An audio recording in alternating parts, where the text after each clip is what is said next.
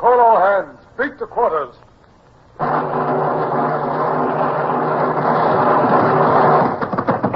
Unload the guns. Stand by the starboard battery. One broadside into her, if you please, Captain Bush. Pointers on target. Linstops ready. Aye, aye, sir. Ready. Fire!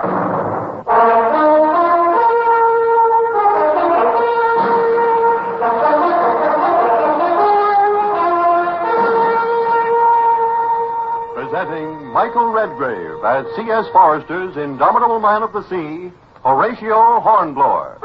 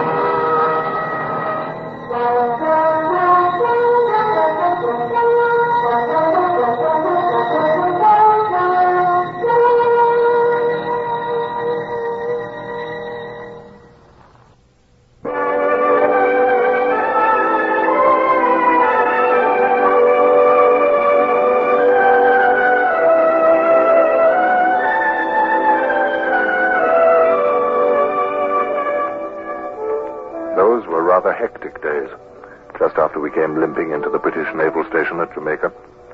Our first Lieutenant Bush, lying in hospital ashore, riddled with Spanish sword cuts from the prisoners who'd risen against us. Our new captain, Buckland, under a grievous shadow for his laxity on the night of the insurrection. And many of our crewmen still recovering from wounds. It seemed for a time as though nothing would come right. Even our 3 Spanish prize ships, bagged in Haiti, served but little to lift the spirits of our ship's company. And then, one sunny morning, to add to our confusion, we had our first notice of an important change impending. Mr. Hornblower, sir. Is Captain Buckland still ashore? Yes, Mr. James? The boat's coming alongside, sir, from shore. What boat? Uniform of captain's rank aboard. Well, very well, Midshipman James. No need for undue excitement, is there? Order up the boatswain's mates at once, if you please, and side boys and marine guard, too. Don't forget. We'll pipe him aboard with all due honors. Yes, sir. I'll call him at once. Boatswain's mate, top side and lively. Lieutenant Hornblower, open your pipe.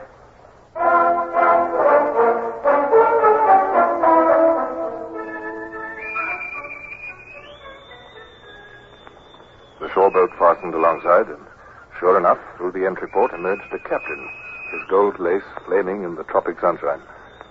I touched my hat respectfully. You are at present the senior lieutenant on board this ship? Yes, sir. Lieutenant Horatio Hornblower, at your service, sir. My name is Cogshill.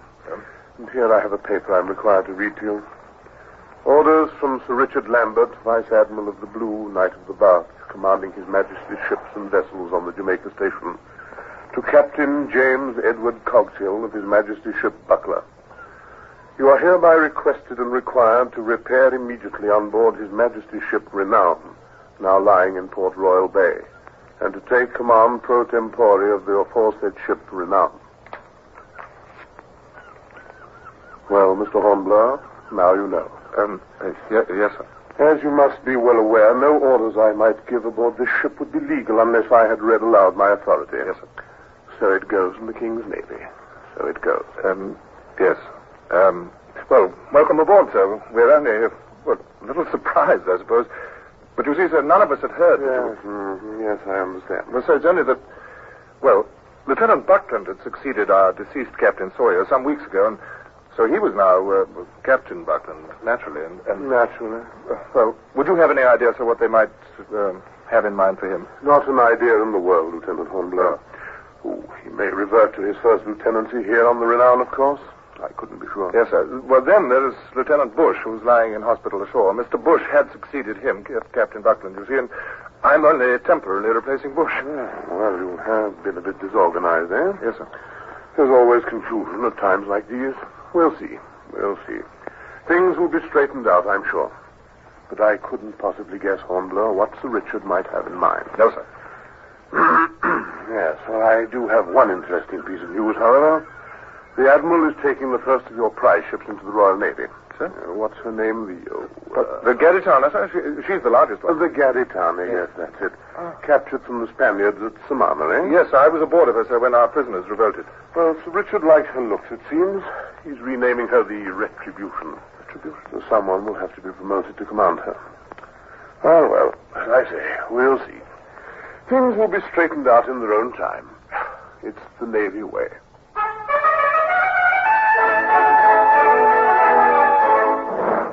That afternoon, I had my first opportunity to go ashore.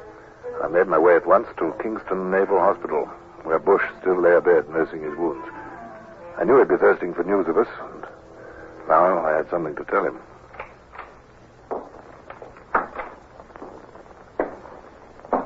Hornblower. Bush? Oh, I say, it is good of you to come. I tried to ever since we sent you ashore in that stretcher.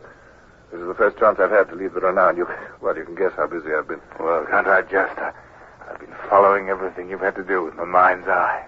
Completing renown again with powder and shot, food and water. That's it. Cleaning up after the prisoners. Getting rid of the traces of that cursed battle on deck. I'm surprised you look so healthy, Hornblower. What's in that basket? Oh, pawpaws, mangoes, and a pineapple. Do you know that's only the second pineapple I've ever seen in my life? Oh, thank you. It's very kind of you. You know, I owe you thanks for much more than... Oh, Bush, I say, we've got a new captain. What? Cogshill, transferred from the Buckler. Came aboard this morning, read himself in with a flourish. No wonder. Promotion to a ship of the line from a 28-gun frigate. Well, quite a step. Oh, poor Buckland. I don't suppose he'll ever live down being taken by those prisoners asleep in his bed. Yes, I'm afraid he can't look for promotion. They may not even discipline him in any obvious way, but... Well, he'll just simply be passed over the rest of his Navy life. You know, I've been thinking lying here, it really doesn't seem quite fair. It was only my good luck I wakened up in time the night of the rising. You've got plenty of sword guts. Call it good luck if you like. You fought till you fell unconscious. Oh, Buckland would have done the same had the opportunity been granted. Oh, yes, probably. Well, Bush, I've been long enough in the service to think that fortune's more capricious here than in other walks of life. Don't you agree? Mm. Oh, by the way, I've got another piece of news. Oh, good. I'm glad of any gossip in this place. Yes, our prize, the Gaditana, is being commissioned into the Navy. No, is she, by George? Yes, 18 guns, 6-pounders and 9s.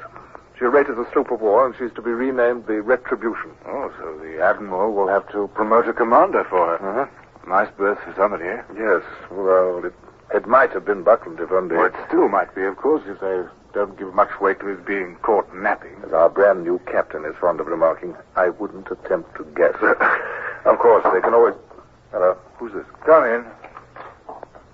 Well, Mr. Bush, and how are we feeling, eh? Oh, we have company.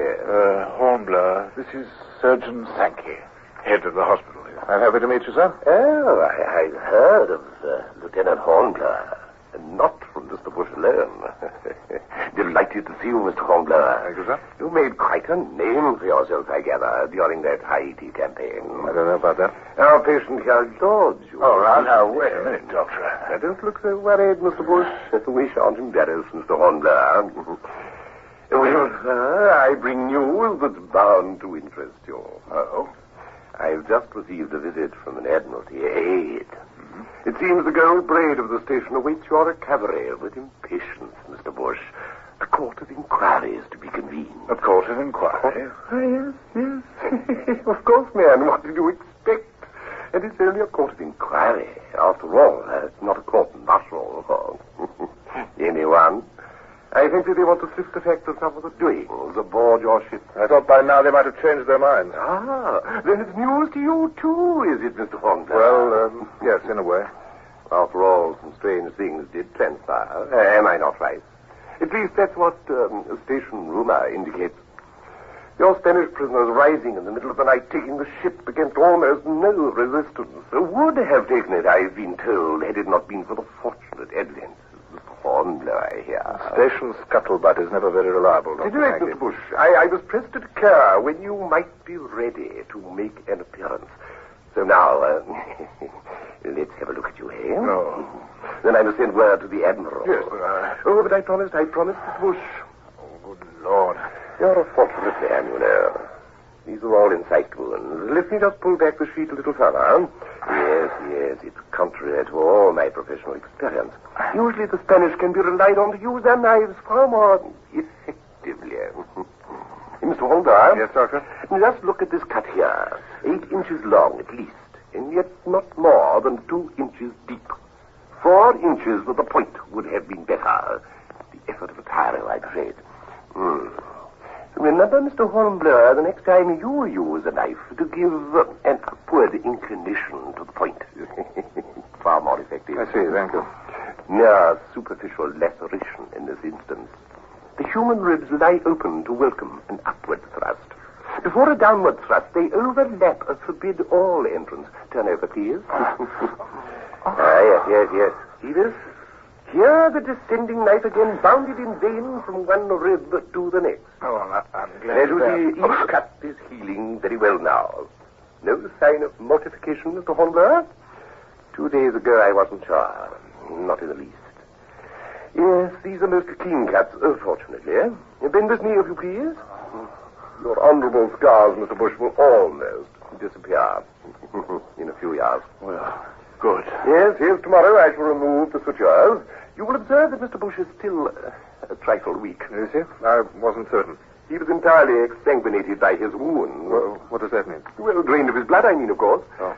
But if the court of inquiry will but indulge him with a chair when he gives evidence... Oh, but I don't think I'll be ready for a while yet, Sergeant. Oh, nonsense. You're doing splendidly. In 3 days' time, you will be quite prepared to answer any questions, Mr. Bush.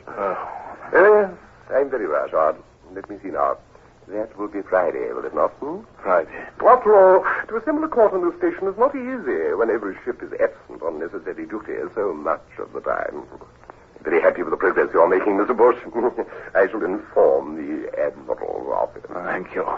Thank you very much. Did I tell you the court will be convened aboard your own vessel, the Renown? Your new captain himself is named a member of the board. We'll see you get there, Mr. Bush. Well, now, continued progress to you, sir. See you tomorrow. Yes, indeed. It's a pleasure to meet you, Mr. Hornblower. Goodbye, Doctor. Oh, after all that, I do feel like a crazy quilt. One sewn by hand. Yes, Bush, I can see why. Court of inquiry, eh? Oh, I hope they might forget about it. Poor Buckland. Doomed to remain an aging first lieutenant, I'm afraid. If nothing worse. Well, I must get back to the ship. I hope I haven't tired you out. Oh, of course you haven't. Only the magpie chatter of that old gossip Sankey. All right. It was good of you to come home, though. That was nothing. Well, see you Friday, Bush, I take it. Yes, of course. Friday. We'll both be witnesses, I suppose. I'm going to do the best I can for old Buckland. We may have had our disagreements, he and I, but, well, I'll see you Friday, Bush. Good luck.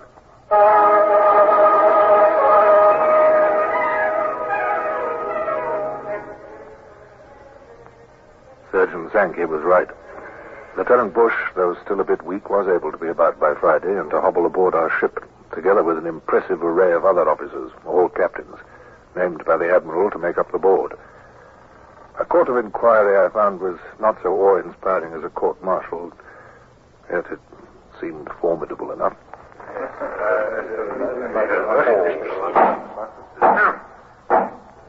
Please take a seat, Mr. Bush.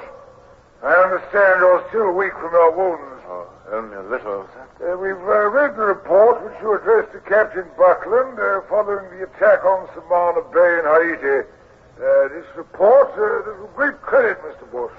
Credit should be given to Lieutenant Hornblower, sir. It was his plan we used in our attack on the Spanish fortress. So you very handsomely say in your report, sir. I may as well state here and now that in the opinion of this court, all the circumstances surrounding the attack at Samana and the subsequent capitulation of the enemy are in accord with the best traditions of the service. Thank you, sir. But now we come to the next matter. the attempt of your prisoners to capture the Renown at sea. You were by this time acting as first lieutenant of the ship, Mr. Bush? Step by step, Bush was taken through the bloody events of that recent night. The difficulty of supervising the women prisoners, the Marine Guard kept at the hatches night and day, the sudden, unexplained outpouring in the dead of night, only a few hours before we were due at Jamaica. Careful, what you got? Naturally, I do recall that Lieutenant Hornblower had expressed his doubts about the women prisoners some days before. Indeed. Oh, why, yes, sir. In fact, he'd been concerned about the whole situation of the prisoners, sir. On several occasions, he'd said... Poor Bush. I could have strangled him. Out of some mistaken sense of loyalty to me, he was destroying, one by one, Buckland's few last remaining claims to their indulgence. I made up my mind then and there to help Buckland in any way I could, even to lie, if necessary, when my turn came. And of course, you were found among the dead after the rebellion was suppressed, unconscious from your wounds. Well, yes, sir, but... Very well. Thank you, Mr. Bush. That will be all. Call Lieutenant Hornblower. He's the next witness before this court. Lieutenant Hornblower? Please come forward, Mr. Hornblower. I'm here, sir.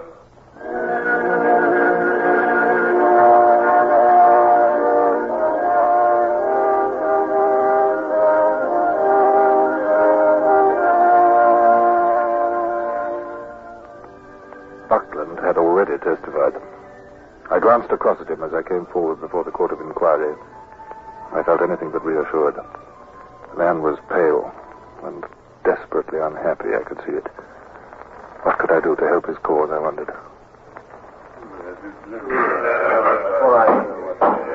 It's been suggested, Mr. Hornblower, that the attack on the fort at Samana Bay, as well as the hoisting up of the gun to search the bay, were on your initiative. I can't think why that suggestion was made, sir. Mr. Buckland, Captain Buckland, bore the entire responsibility. Well, I won't press you further about that then, Mr. Hornblower. We understand, I think.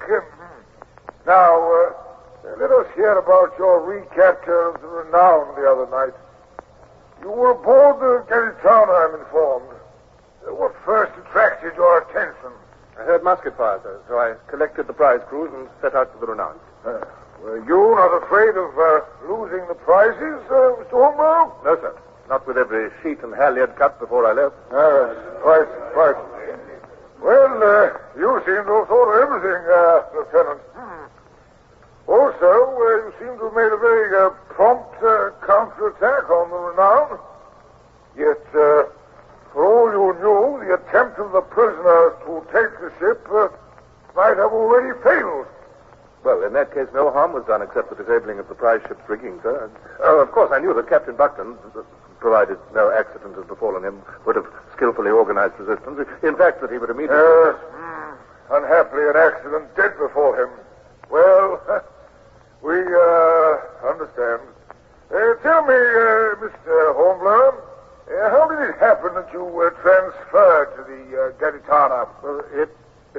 It seemed feasible, sir, to organize a better disposition of the prize ships. We were only a day away from Jamaica by then. I see. And is it true that you had several times expressed concern as to the intentions of the women prisoners? No more concern than was felt, I'm sure, by Captain Buckland. Well, thank you, Mr. Hornblower. Thank you. That will be all. The inquiry was over. The court's official findings placed no blame, recommending only that strict inquiry should still be made among the Spanish prisoners in an effort to discover who had led them in the revolt. And it was clear in every tone of voice and in every face that Buckland was to be made to suffer unofficially. It isn't fair, I tell you, Bush. It isn't fair. Not so loud, my friend. All those captains are still aboard. I don't care. They didn't dare to say to his face that they found him guilty, but still they want him to pay. That's obvious in every word they said. Ye gods, if I were Buckland, I would... Oh, speak lower, will you? A court's a court. Getting yourself in trouble isn't going to help Buckland one bit. But did you see his face, Bush, when they walked past him? Walked past him without so much as a glance. He's utterly miserable. Yes, but you did everything you could. I noticed that. All right. Buckland's hopes are at an end. Can't help it. His hopes must have risen mightily after our success at Samana, Bush. I can't help thinking of that. Well, with that to his credit and a temporary captaincy, he must have felt promotion in the air to commander, at least, if not to permanent captain, and then to have everything snatched away. Hornblower, this isn't like you. Be realistic. Consider the man. For him, there was no other outcome possible. Be honest. Isn't that the truth? Well, if it is, I don't want to admit it. Here comes Captain Coxhill. Ah, gentlemen. A bit cooler as the sun goes down, you've noticed? Yes, Captain Coxhill. This is much better than the hospital. Up there, the island heat closes around you like warm water in a bath. I'm glad to have you aboard, Mr. Bush. Surgeon Sankey has given me good word of your progress. Thank you, sir. I'll be happier when I'm released and back aboard the Renown for good. Oh, I hope you will at least remain on board to have dinner with me. Oh, I'd be delighted, sir. Mr. Hornblower, you too? Thank you, sir. And I shall hope to secure the presence of Lieutenants Buckland and Grayson. Oh, with much pleasure, sir. Good. In 15 minutes' time, then, as soon as I've seen the assembled captains to their gigs, that will be excellent.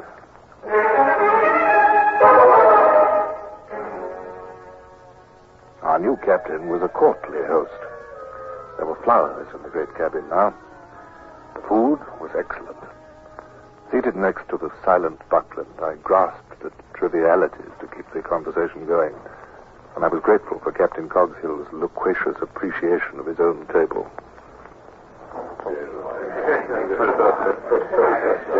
That is a land crab salad before you, gentlemen. Coconut-fed lamb crab. Some prefer it to dairy-fed pork, you know. Mr. Hornblower, perhaps you will serve it to those who would care for some. With pleasure, sir. And with it a saddle of fresh lamb. Oh, sheep do badly in these islands, I'm told. But perhaps we should try it. Mr. Buckland, will you be kind enough to carve? With pleasure, sir. You see, gentlemen, we still have some real potatoes left. One does grow weary of yams. Mr. Hornblower, will you take wine? Oh, thank you, sir, yes. And you other gentlemen, Mr. Grayson? Thank you.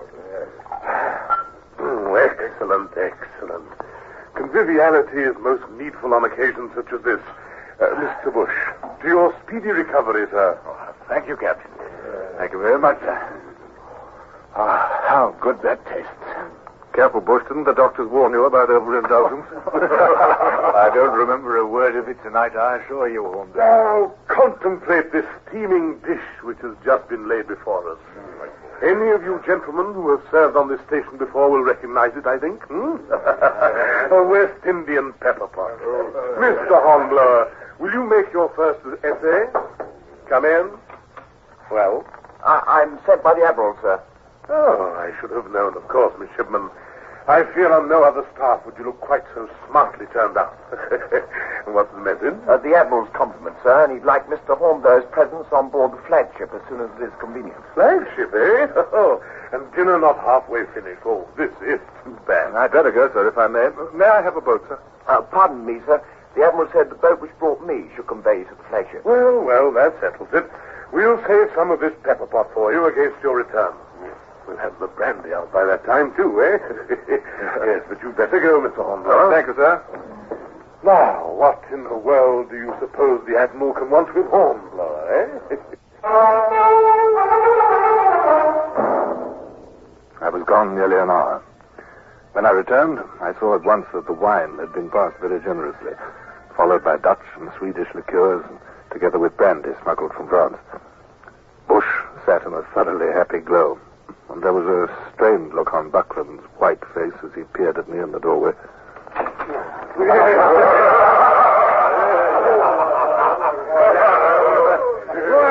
there you are at last, Mr. Hornblower. Come in, man. Come in. Yes, sit down. The toasts are just beginning. Now, Mr. Bush, it's your turn.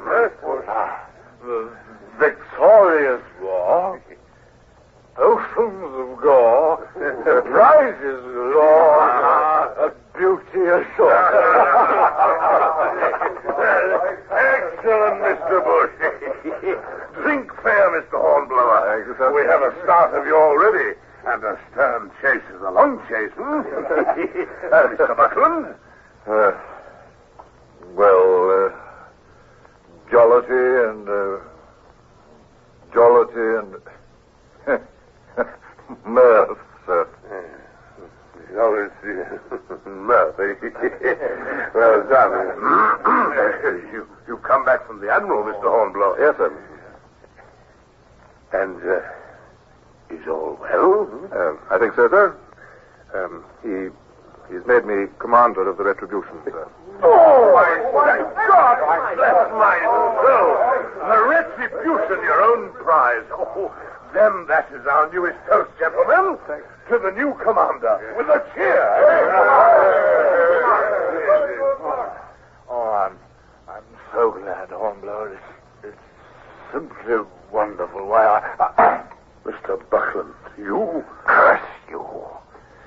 Curse you, Hornblower. Now, Mr. Buckland. Haven't I endured enough today? Without this, too? Years in the service, working, slaving. Do you know what that's like? You with your easy successes, your... Mr. Buckland, I must command you to be silent. Now, gentlemen, we shall forget this little episode, and continue with our pleasantries as before. Fill the glasses. A brimmer there, Mr. Buckland. Now, our country, noble England, queen of the waves, and may pony grow bonier than ever.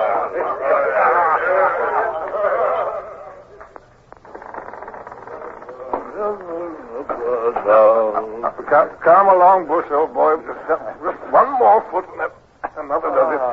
You're perfectly all right. of course I'm perfectly all right. Of course I am. Where are we going, Horatio? Well, we can't send you back to hospital tonight. You'll have to sleep in your own little bed aboard. I'll take you there. Good old Horatio. Best of men, that Buckland has gratitude of the human animal.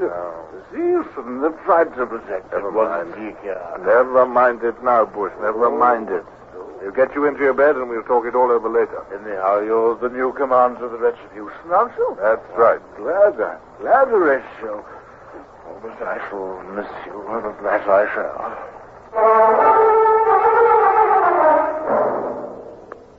And that was how I came to leave the old renown.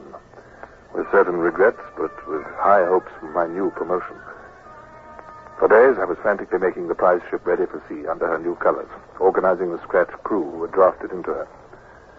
And then, it seemed too quickly, one gray dawn, we were ready to sail. I was touched to find Bush on hand. He'd followed Captain Cogsfield's gig and had come across to where my ship lay. Bush, is it really you? It's still so dark I can hardly see you. Oh, it's me all right, sir. That is, it's I. Oh, it's good to see you. Oh, I'd have been over before, but as you know, we're just back from a practice cruise in the Renown. Yeah, I know. Lambert couldn't have made a better choice. Oh, I already told you that, haven't I? But with you as commander, all seems right. After all, a fighting navy needs to fight and needs fighting men to lead it when she does. With the bound, sir. Seems funny calling you sir for a change. Well, we're bound for England. No. Oh, I'll be back again. A convoy to the Downs, dispatches for the commissioners, pick up the replies, and convoy out again. You'll get your commission confirmed, sir, while you're there. I hope so. That is, if they don't make peace with Bonaparte. Peace? Not very likely. Matter of fact, you may run into the French on your way across the Atlantic. Yes, so I may. A little lighter now.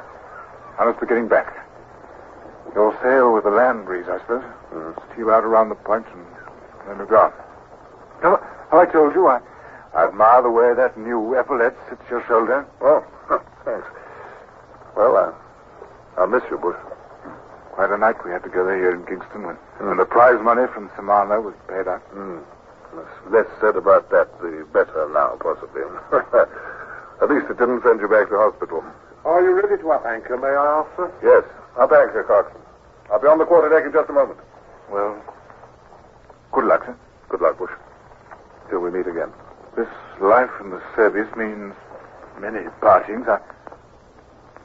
I'm proud to have known you. Don't forget that, will you? I'll just see you down to the entry port. No, Bush, I shan't forget. The same goes for me. Here, shake hands. Goodbye. sailings wherever they take you. Goodbye, Bush. Horatio Hornblower, starring Michael Redgrave, is based on the novels by C.S. Forrester. Music composed and conducted by Sidney Torch. Produced by Harry Allen Towers.